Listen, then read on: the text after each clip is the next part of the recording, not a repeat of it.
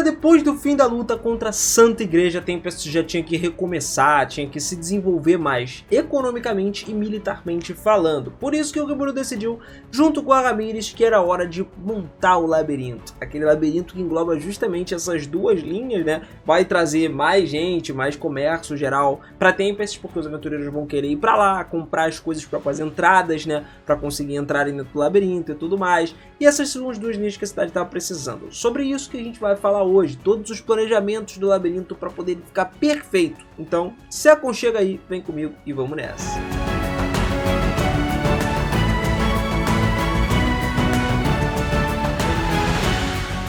Fala, seus otakus, beleza? Eu sou o Miras e sejam muito bem-vindos a mais um videozão aqui no canal. E olha só, galera, a coisa mais importante aqui era que tinha que rolar uma troca entre os monstros, a nação de monstros de Tempest, e os humanos, né? A ideia era justamente atrair pessoas para visitar o reino, permitindo que elas experimentassem a beleza da Federação de Tempest.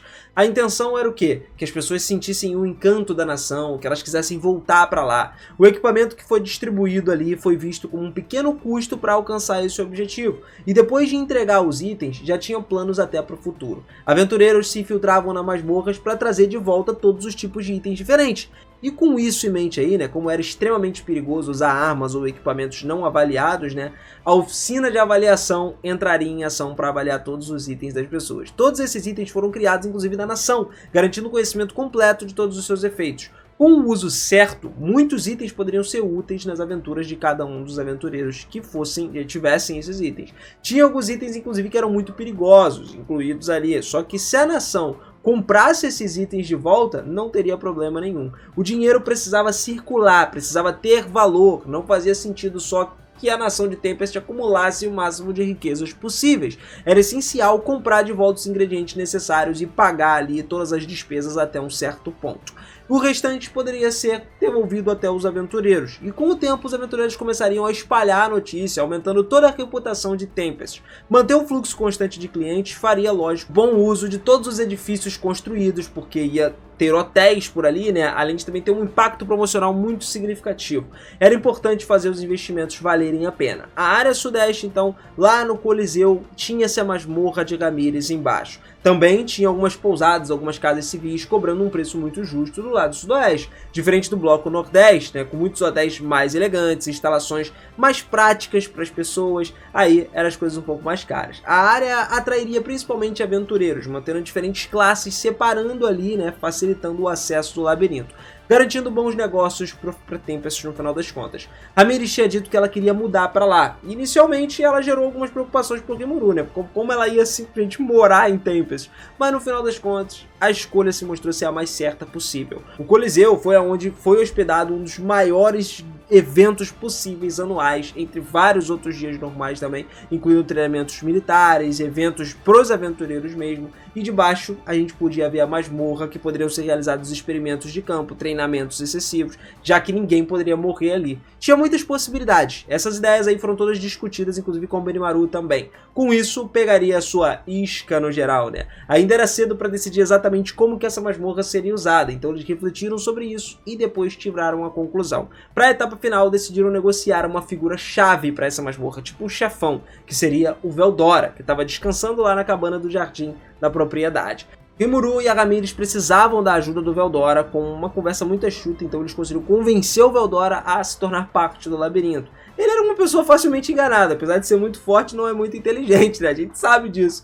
E o Rimuru sabia muito bem como contornar a situação e como lidar com o Veldora. A proposta era que o Veldora governasse o labirinto da Ramírez, e a Ramírez e o Rimuru cuidariam de toda a administração, só que eles precisavam do guardião mais forte de todos, o portão lá no 100º andar, que seria o último, que levaria à casa da Ramírez. O Veldora mordeu a isca muito fácil com isso. Foi atraído pela ideia de liberar o Yoki dele dentro do labirinto e no final retornar à sua forma original de dragão. Então ele se animou com a possibilidade de se exibir ali da melhor forma possível como guardião do labirinto. Rimuru aproveitou a oportunidade também para mencionar o plano final. Criar um jogo, uma simulação realista onde os monstros protegeriam baús do tesouro e enfrentariam os aventureiros. A ideia era que as magículas do Veldora inundassem completamente a masmorra e gerassem muitos monstros fortes nos andares inferiores, né? No caso, caso, quanto menor os andares, mais fracos seriam os monstros. A concentração de magia aumentaria gradualmente, gerando um desafio crescente para os aventureiros.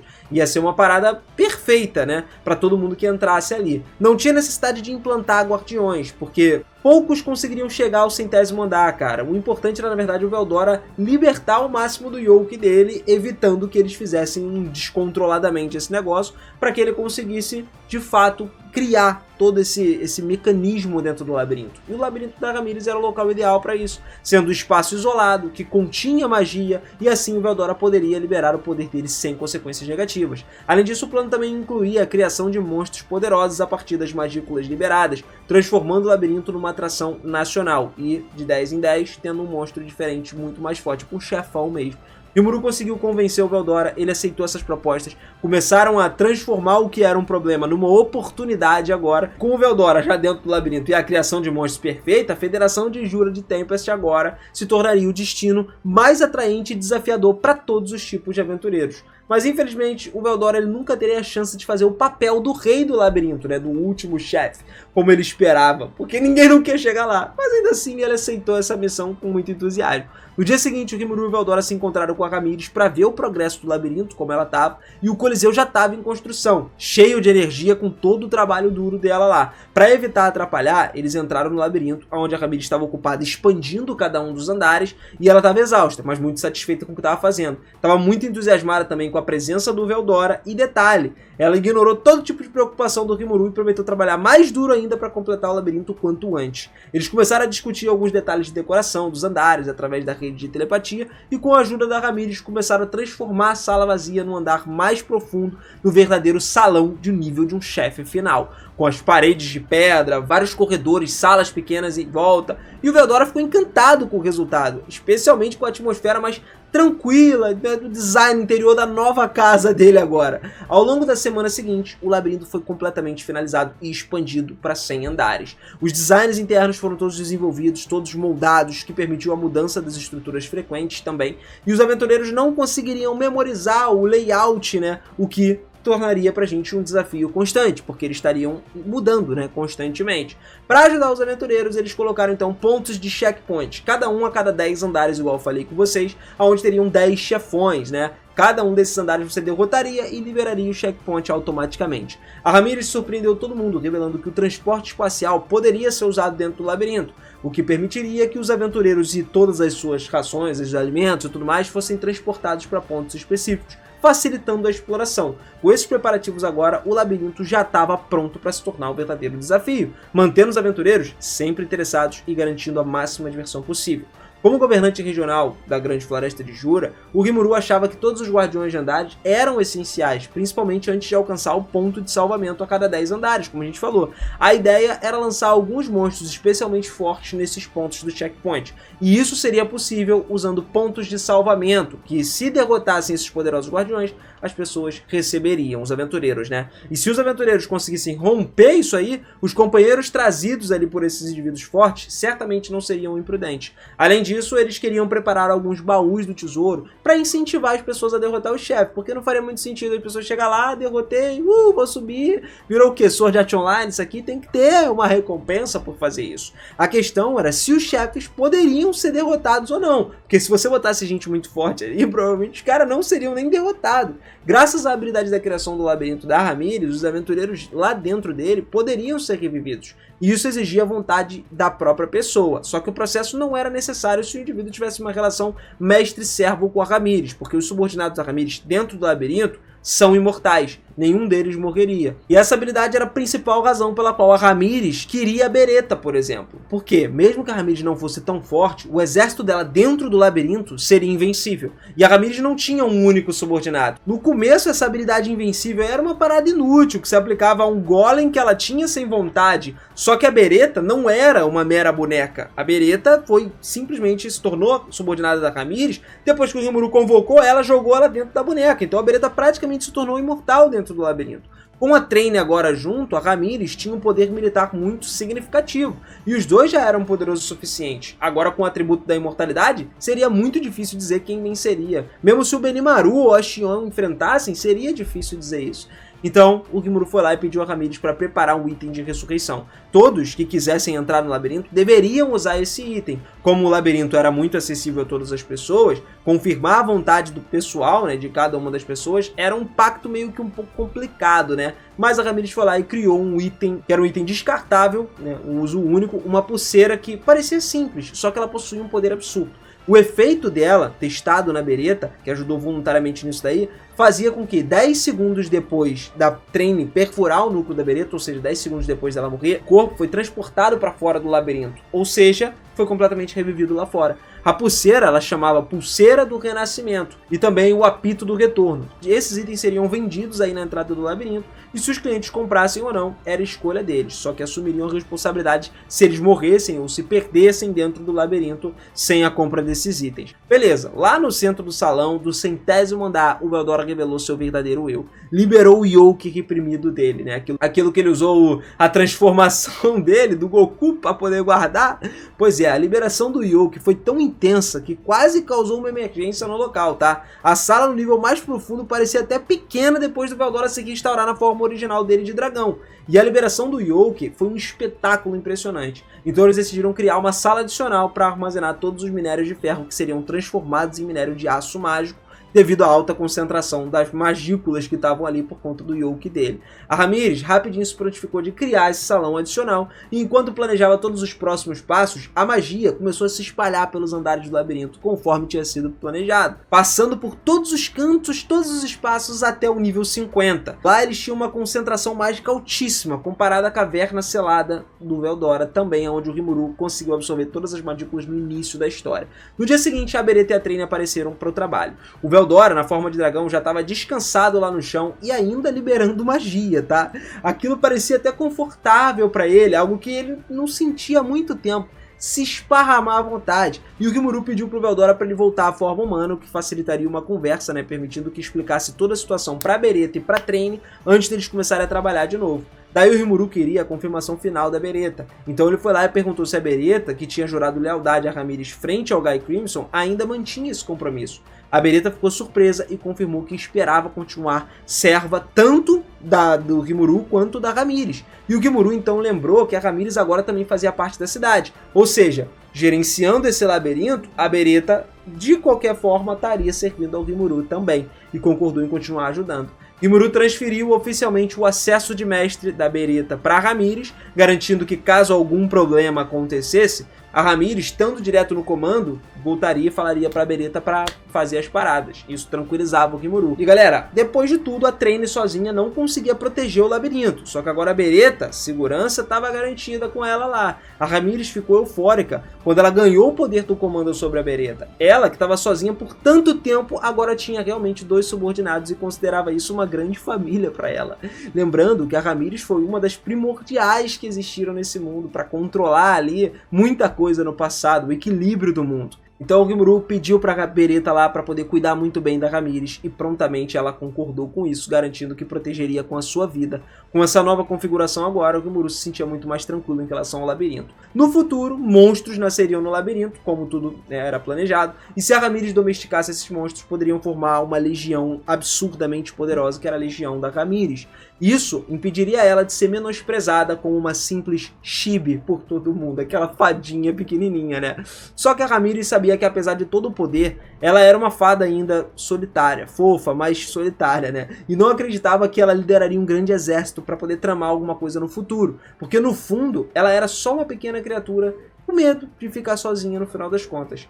Mas aí beleza, o grupo começou a planejar a estrutura interna do labirinto até 100 níveis, com várias armadilhas também. O primeiro nível era muito grande e ia se estreitando e diminuindo, como se fosse uma pirâmide invertida. O labirinto ele foi projetado para espalhar uniformemente o Yoke do Veldora, criando toda a estrutura desafiadora. Rimuru listou todas as ideias ali das armadilhas que a Ramírez confirmou serem viáveis graças à sua habilidade, e uma dessas armadilhas era a Sala Selada, onde existia uma concentração de oxigênio que poderia cair absurdamente, causando hipóxia ou um envenenamento na pessoa. Apesar da crueldade, a Ramírez elogiou essa ideia do Rimuru, porque ninguém morreria por conta disso. O Veldora e a Ramírez tranquilizaram o Rimuru sobre todas as dificuldades do labirinto e a equipe continuou planejando.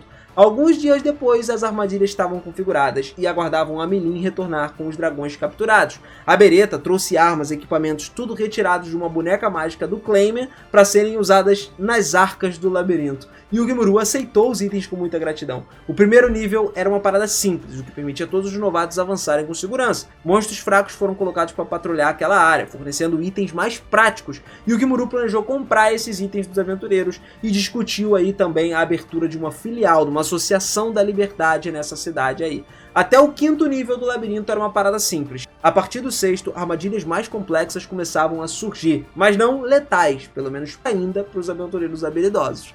Os primeiros 9 níveis eram para iniciantes, com os monstros guardando o 10º nível, aonde derrotar ele abriria o caminho para os níveis mais inferiores, né? Porque era de cima para baixo. Não tinha monstros até o 10º nível por conta da aura do Veldora, e eles decidiram capturar monstros mais fortes para poder colocar nesses níveis, né? Usando uma coleira especial para reviver esses caras infinitamente. A Ramírez demonstrou a habilidade dela de modificar os itens no labirinto também absurdo, que o Rimuru lamentava por ele não conseguir recriar essas coisas. Níveis terminando em 5 seriam zonas seguras de armazenamento de itens, ou seja, para ficar mais fácil, níveis 15, 25, 35, enfim, esses que terminavam com 5 eram lugares para você guardar e vender itens, poções, tudo a preços elevados, além de construir uma área também de refeição, para ter um maior conforto dos aventureiros, mesmo que o apito do retorno fosse um item para certas emergências. Colocando eles lá e vender eles também por um preço mais alto nesses locais não seria um problema. Eles poderiam usar e pensar melhor sobre isso depois do festival.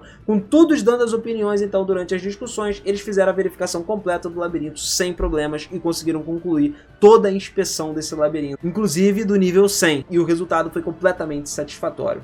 E o Rafael até mencionou que, baseado nas forças dos aventureiros comuns, o labirinto, já com monstros de baixo nível, já apresentava uma dificuldade considerável. Com armadilhas cruéis e monstros de alto nível, era insuficiente descrever ele só como vicioso. Então escolher os chefes entre os monstros gerados foi muito complicado, porque o labirinto já estava super lotado. Mesmo assim, ele considerou isso como um pequeno cálculo específico. Com muitas coisas acontecendo, o Veldora e a Ramírez cuidaram do resto, colocando os dragões capturados pela Meilin nos níveis certos, moderando ali toda a concentração mágica de cada nível, implantando os dragões, ajudando também a distribuir os monstros gerados automaticamente. Na superfície, a construção do Coliseu também avançou, devendo estar muito pronta para o Festival da Fundação, depois da neve derreter, porque estava nevando, estava inverno lá agora. O labirinto subterrâneo então se tornou a instalação recreativa, incrível, simplesmente superando as expectativas do Rimuru. Inclusive foi o principal atrativo futuro, capitalizando todos os efeitos esperados pelo Rimuru. Com muitas ideias ainda esperadas para serem postas em práticas, o trabalho de preparação do labirinto foi concluído por enquanto. Todos estavam sorrisos maliciosos e satisfeitos com esse progresso, prontos para receber a galera nova que lutaria dentro desse labirinto e veria até onde eles conseguiriam chegar. Bom, família, eu espero que vocês tenham curtido. Agora a Tensei vai entrar numa leva um pouco mais tranquila, pelo menos até a guerra contra o Império, né? A gente vai ver muito desenvolvimento de Tempest nesse próximo volume. E eu espero que vocês curtam. Eu particularmente gosto, eu acho que a história tem que ter bastante disso. E quero saber a sua opinião sobre isso. Comenta aí, cara. O labirinto já tá ficando perfeito para tudo que vai acontecer mais pra frente. Inclusive ataques diretos ali dentro, tá? Os monstros do labirinto vão lutar, sim, em ataques absurdos. E provavelmente os acontecimentos mais importantes realmente vão ser a guerra contra o Império, mas isso vai vir um pouquinho mais pra frente. Bom, família, se você curtiu, quiser acompanhar mais Tensei, a gente continua trazendo muito mais. Você pode se inscrever no canal e ativar o sininho. Vem comigo, cara, não perde tempo. Vamos junto nessa jornada para ver muito mais dessa história do nosso slimezinho e acompanhar até onde ele vai chegar, beleza? Tamo junto sempre, beijo no coração de vocês e eu vejo vocês no próximo vídeo. Valeu!